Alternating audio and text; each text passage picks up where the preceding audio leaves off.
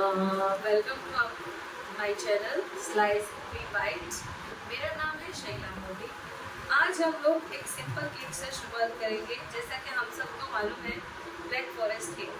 Black forest cake हमने बचपन से ही पता है उसका टेस्ट और उसकी यम्मीनेस। तो जो बिगनर्स है उन्हें जो भी तकलीफ आती है तो शुरुआत उनको सिंपल वे में या तो ब्लैक फॉरेस्ट या तो कोई ट्रेंडी यानी कि सीजनल फ्रूट से करनी चाहिए, या तो फिर आप ऐसा भी कर सकते हो, सिंपल केक से शुरुआत कीजिए। मैं आज आपको बताऊंगी कि जो बिगनर्स है उनको कहाँ कहाँ पे प्रॉब्लम आती है और मेरा ये वीडियो आपके लिए सपोर्टिव रहेगा। आपको यहाँ पे बहुत सारी चीज़ें जानने को मिलेंगी जो आप कहाँ पर मिस्टेक होती है या कहाँ पर आपकी कंफ्यूजिंग होती है कि मैं यहाँ पे अटक रही हूँ या मुझे ये चीज़ समझ नहीं आ रही है। तो आप मेरा या किसी वक्त का भी वीडियो ध्यान से देखिए। मेरा वीडियो आप देखिए, आपको कितना हेल्पफुल होता है। और मेरी इस चैनल को, मेरे पेज को फॉलो कीजिए। Okay, let's start with the sponge. ये एक वैनिला स्पॉन्ज है जो कि मैंने 5 इंच के टीन में बनाया है। ये मेरा टीन आप देख सकते हैं 5 इंच का टीन है और ये टीन, इसमें आप आराम से आधा किलो का केक बना सकते हो। ये देखिए फ्रेंड्स, 5 इंच का मेरा टीन है। तो ये टीन मैंने इसमें केक बनाई है, ये स्पॉन्ज। अभी इसके बारे में मैं दूसरे वीडियो में आपको बताऊंगी कि स्पॉन्ज बनाने से पहले हमें क्या क्या प्रिपरेशन करना है। अभी ऑलरेडी हमारा टाइम अब हो चुका है। ज़्यादा डिटेल में ना जाते हुए मैं पहले आपको बताऊंगी, ये मेरा जो है स्पॉन्ज, ये मेरा स्पॉन्ज आपको मैं वज़न करके दिखाती हूँ। ये मेरा जो स्पॉन्ज है ये 250 ग्राम के करीब है। ये देखिए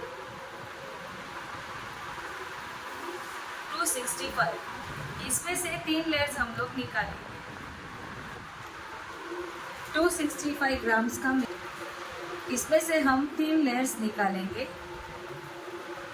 जो भी बिगनर्स है उन्हें कटिंग के दरमियान नाइफ पकड़ने के लिए थोड़ी तकलीफ होती है। हाँ, इससे भी छोटी ब्रेड कटर नाइफ मिलती है। या तो फिर आप ये कीजिए कि आपके पास जो सैंडविच के लिए जो छुरी होती है, कटर होती है, उसमें भी अच्छी खासी धार होती है। मतलब उसकी जो कटिंग की है उसे हम क्या बोलेंगे, ये जो उसकी कटिंग की ब्लेड होती है वो भी अच्छी खासी होती है। आप उससे भी कटिंग कर सकते हो। यहाँ पे मैं इसके 3 लेयर्स कट करने की कोशिश करूँगी। अगर मैं चाहूँ तो इसमें से 4 भी निकाल सकती हूँ, आराम से निकलेगी क्योंकि मेरे स्पॉन्ज की हाइट बनी है। लेकिन मैं 3 लेयर में ही आपको काम करना सिखाऊंगी, बताऊंगी कैसे कर सकते हैं। जैसा कि आप देख रहे हो थोड़े से क्रम्स निकलेंगे, इट्स ओके, क्रम्स निकल रही है। उसे सेट करने के लिए ही ये प्रोसीजर शुरुआत की होती है। तो हम इसे पहले 3 लेयर में कट करके, अब जैसा कि आप देख रहे हो ये वाला हिस्सा है, ये वाला हिस्सा हमारे नीचे रहेगा और ये जो ऊपर का टॉप पोर्शन थोड़ा सा है, हार्ड नहीं होता है लेकिन यहाँ पे कोई छेद नहीं होता है। Not hole single in this part, so that is why हम इसको थोड़ा ऊपर से कट कर देते हैं। तो ये सोकिंग के टाइम पे हमें इजी होता है। हमें थोड़ा सा ही हटाना है, पूरा नहीं निकालना है। तो ये अच्छे से सोक हो पाएगा। आधा किलो केक के लिए हमें स्पॉन्ज 250 ग्राम या तो 225 ग्राम का चलेगा, उतने में काम हो जाएगा। और क्रीम भी हमें लेना है उतना ही, 250 ग्राम या तो फिर 225 ग्राम क्रीम। ये देखिए ये मेरा क्रीम एकदम से स्टिफ बना हुआ है। ऐसी ही कंडीशन में हमें क्रीम बना हुआ मिलना चाहिए। ये देखिए मैं टॉप उल्टा कर रही हूँ, मेरा क्रीम नहीं नीचे गिर रहा। तो ये कंसिस्टेंसी हमें क्रीम की चाहिए। अब जो बिगनर्स है या कोई भी जिसे ऐसा डर लग रहा है कि मैं केक डायरेक्ट, वो लिए इजी वे ये है कि आप केक बोर्ड यहाँ पर रखिए, उसके ऊपर थोड़ा क्रीम लगाइए यहाँ पर और फिर क्रीम केक इसके साथ बनाइए। लेकिन मुझे आदत है, मुझे हैबिट है, तो मैं टर्न टेबल पर केक बनाकर ही शिफ्ट करूँगी। अभी इसे सोक करना है। मैं प्लेन वाटर लेती हूँ सोक करने के लिए। ज़्यादा करके कोई कोई कहता है कि हम लोग को शुगर वाटर चाहिए। शुगर वाटर की ज़रूरत नहीं है फ्रेंड्स, क्योंकि हमारे प्रीमिक्स में और क्रीम में दोनों जगह पे ही शुगर ऐड है। अगर आपको लग रहा है कि आपको करना है और उसमें आपको लग रहा है कि थोड़ा टेस्ट अलग है, तो आप डेफिनेटली शुगर वाटर से कर सकते हैं। सो ऐसा मैं नहीं कहूँगी कि मत करिए। शुगर वाटर के लिए भी एक मेथड है कि आप आधा कप पानी लीजिए, उसके अंदर 2 से 3 चम्मच शुगर डाल के उबाल लीजिए और उस वाटर से फिर आप अपनी केक को सोक कीजिए। यहाँ पे मैंने गनाश बनाया हुआ है फ्रेंड्स, ये देखिए मेरा गनाश। ये जो मेरा गनाश है ये एकदम से फाइन कंसिस्टेंसी में है और ना ही ज़्यादा गाढ़ा है और ना ही ज़्यादा पतला है। ये गनाश से हम ब्लैक फॉरेस्ट केक बनाएंगे।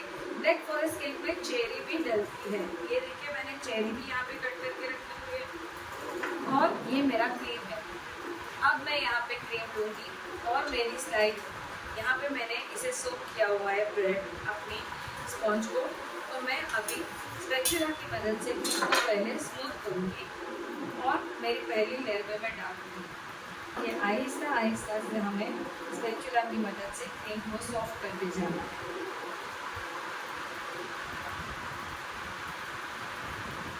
क्रीम को सॉफ्ट हो जाने के बाद में हम उसे स्पॉन्ज के ऊपर डाल सकते हैं।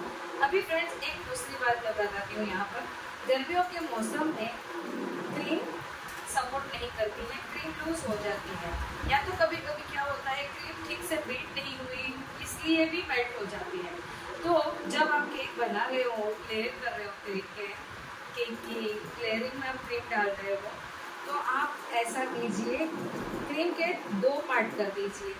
एक पार्ट आप फ्रिज में रख दो, लेकिन उसे ढक के रखो, वरना उसमें बबल्स आ जाएंगे और क्रीम ड्राई हो जाएगी। यहाँ पे मैं क्रीम को ढक दूंगी।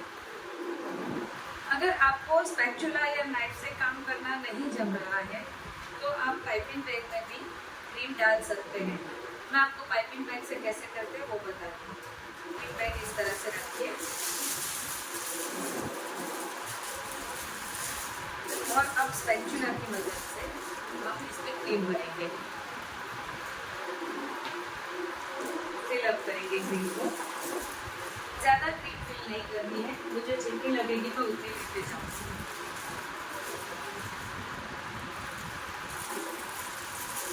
और क्रीम को ढक देना है ताकि उसमें एयर बबल्स ना हो।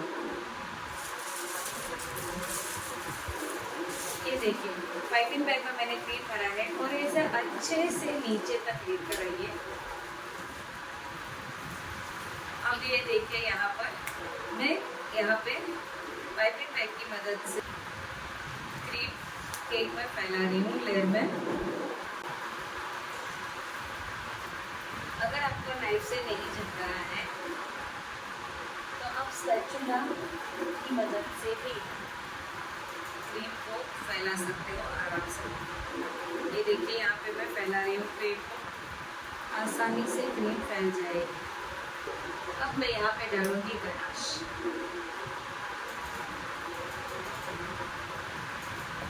क्योंकि ये ब्लैक फॉरेस्ट केक है, इसके अंदर आप चॉकलेट डाल सकते हैं, चोको चिप्स डाल सकते हैं, गनाश भी डाल सकते हैं।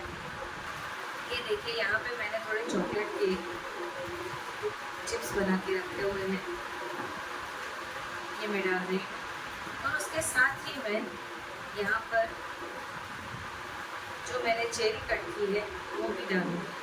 अगर आपके पास चेरी का सिरप भी है तो वो भी आप डाल सकते हैं। ये ज़रूरी नहीं है कि चेरी ही कट करके डाली जाए। यहाँ पर जो मैंने ऊपर वाला टॉप शेप डाला है तो यहाँ गैप है, इस गैप को मैं भर दूँगी और स्टॉप कर दूँगी। इसे कहते हैं साइड गैप को फिल करना। यहाँ पे मैं क्रीम अच्छे से फैला के चारों ओर लेकर जाऊंगी और उसके बाद में फिर से मैंने गनाश डाला और स्प्रेड किया।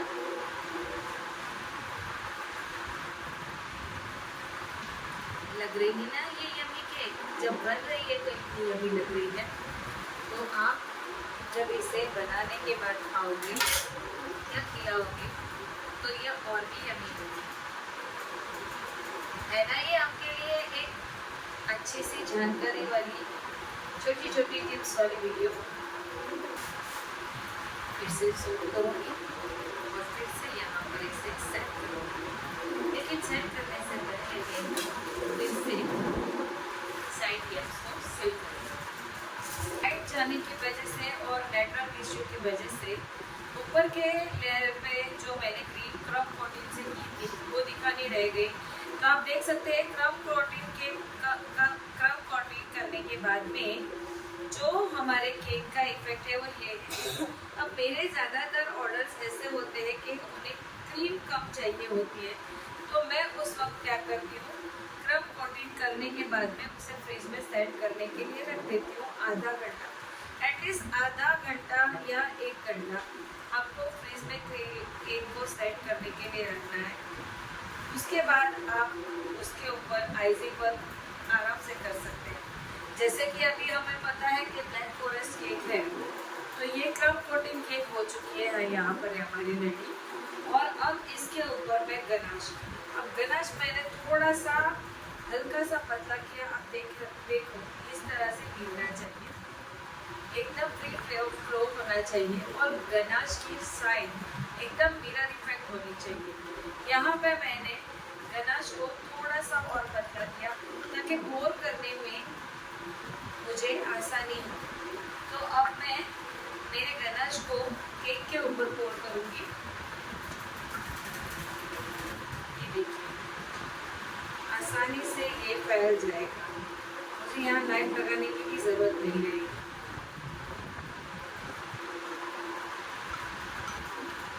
अब इसे अच्छी तरह से ड्रिप हो जाने दीजिए। ये देखिए अच्छी तरह से ड्रिप हो रहा है और मैं इसे आराम से फैला दूँगी हल्के हाथ से, कुछ करने की ज़रूरत नहीं है। एकदम हल्के हाथ से आराम से आप गोल गोल घुमाते जाइए और चॉकलेट को फैला दीजिए साइड में होल्स में। वो एक ही साइड से अब कीजिए, उल्टा वापस घुमाने की गलती मत करिए। नाइफ को अगर आप राइट हैंड साइड घुमा रहे हो तो राइट हैंड साइड ही घुमाइए और लेफ्ट हैंड साइड घुमाते हो तो लेफ्ट हैंड साइड ही घुमाइए, ताकि वो जो सेट होता है वो फिर से निकल ना जाए। ये देखिए आराम से ये हमारी chocolate cake black forest cake ready हो चुकी है। टर्न टेबल पे केक बनाकर उसे बोर्ड के ऊपर शिफ्ट करने की आदत डालनी होगी।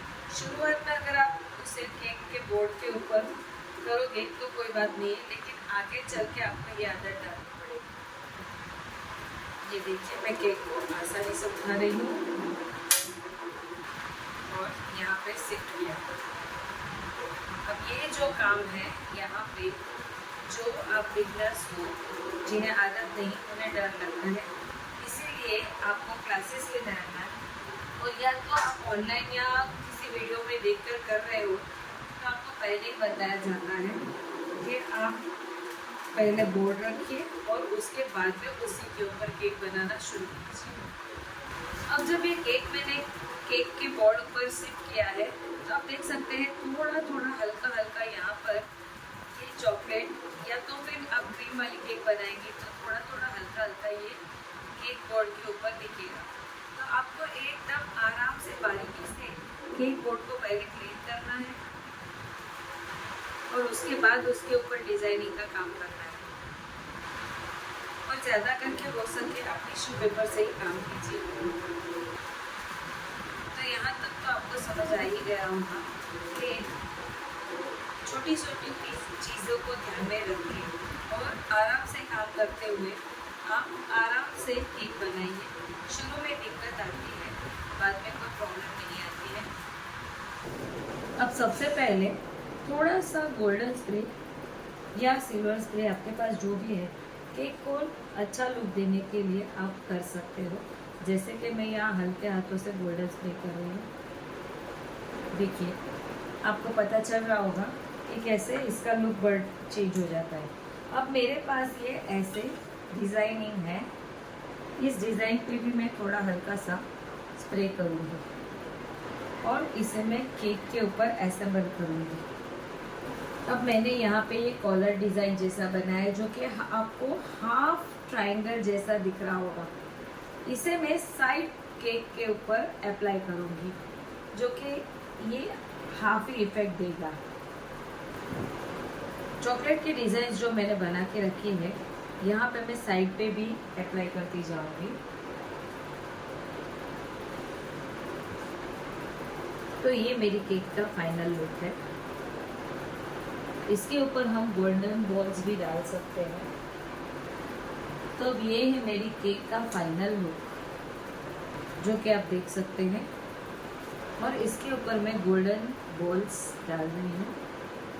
अगर अभी ये केक ऐसी बनी है कि ये एक खास पार्टी के लिए आप इसे प्रेजेंट कर सकते हो। ये मेरी केक आपको कैसी लगी प्लीज़ कमेंट बॉक्स में बताइएगा, और मुझे इतना प्यार देने के लिए, मेरे साथ बने रहने के लिए थैंक यू।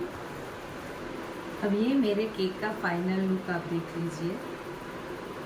ये किसी खास ओकेजन के लिए, बर्थडे पार्टी या फिर आप एनिवर्सरी के लिए भी ये केक प्रेजेंट कर सकते हो। इस चॉकलेट केक का वज़न देखिए कितना बना है बनने के बाद। देखिए ऑलमोस्ट ये 800 ग्राम केक बन चुकी है। 800 ग्राम में कुछ ही कम है, मुश्किल से 9 या 10 पॉइंट ही कम है। तो गाइस मेरी ये केक आपको कैसी लगी, और मेरी जो बनाने की क्वेरी आपको सिखाने बीच बीच में जो मैं टिप्स देती गई कैसी लगी, और कुछ भी क्वेरीज है, आपके कोई भी सजेशन है, आप मुझे कुछ भी बताना चाहते हैं या मुझसे जुड़ना चाहते हैं केक के बारे में, इसकी बारीकी के बारे में, क्रीम के बारे में, कोई भी डिटेल्स अगर आप चाहते हो तो मेरी इस चैनल के साथ जुड़िए, कमेंट्स कीजिए, और अपनी कुछ भी इंक्वायरी है, क्वेरीज है तो आप ज़रूर बताइए। मैं क्लासेस भी करवाती हूँ केक के, तो इसीलिए मैं आपसे जुड़ रही हूँ कि आपको भी हर एक नई केक की जानकारी मिले, छोटी छोटी टिप्स मिले, और आपके साथ मुझे जुड़ने का मौका मिले। So thank you for watching me and give me love. Please मेरी इस वीडियो को ज़्यादा से ज़्यादा शेयर कीजिए, लव लाइक्स दीजिए। Thank you friends.